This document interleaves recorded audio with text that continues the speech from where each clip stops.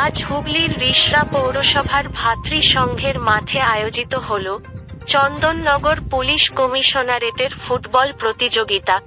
এই ফুটবল প্রতিযোগিতার আয়োজন ও ব্যবস্থাপনা করেছিলেন চন্দননগর পুলিশ কমিশনারেটের রিষড়া থানার পক্ষ থেকে।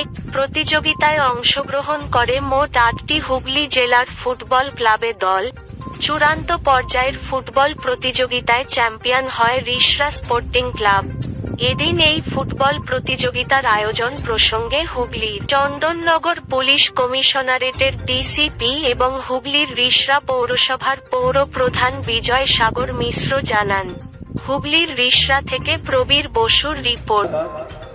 सबথেকে প্রথম আমি চন্দননগর পুলিশ কমিশনারেট তরফ থেকে উইনার্স টিম এবং রানার্স টিমকে অনেক শুভেচ্ছা জানাই। আমি ফাইনাল ম্যাচ দেখলাম, আপনার কোয়ালিটি অফ যেটা ফুটবল আছে খুব ভালো আছে, খুব ভালো এখানে আজকে খেলা হয়েছে।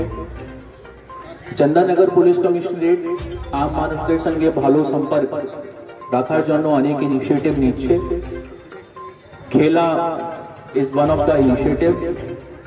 আমাদের যেটা একটা কনফিডেন্স বিল্ডিং মেজার্স আছে আম মানুষদের মধ্যে সঙ্গে, স্পেশালি ইয়াংস্টার। এই উদ্যোগটা খুব ভালো। এটা শুধু এই বছরেই প্রথম নয়, এটা কয়েক বছর ধরে আমাদের মুখ্যমন্ত্রী নির্দেশে চন্দননগর পুলিশ কমিশনারেটের দ্বারা রিষড়া থানার ব্যবস্থাপনায় এই কমিশনারেট কাপ চলছে এবং এটা ভালো উদ্যোগ। এবং সবসময় যেরকম পুলিশ আইন মানে ল অ্যান্ড অর্ডারের সাথে সাথে খেলাধুলা বা যে কোনো সামাজিক কার্য, রক্তদান শিবির সহ বিভিন্ন সামাজিক কার্যে যাতে জনগণের সাথে রিলেশনটা আরও বিল্ড আপ হয়, মানে পুলিশ আর পাবলিকের রিলেশনটা যাতে দূরত্ব না থাকে, সেই জন্যে মানে খুব ভালো এই উদ্যোগটা। আমাদের রাজ্য সরকার চন্দননগর পুলিশ কমিশনারেট খুবই ভালো।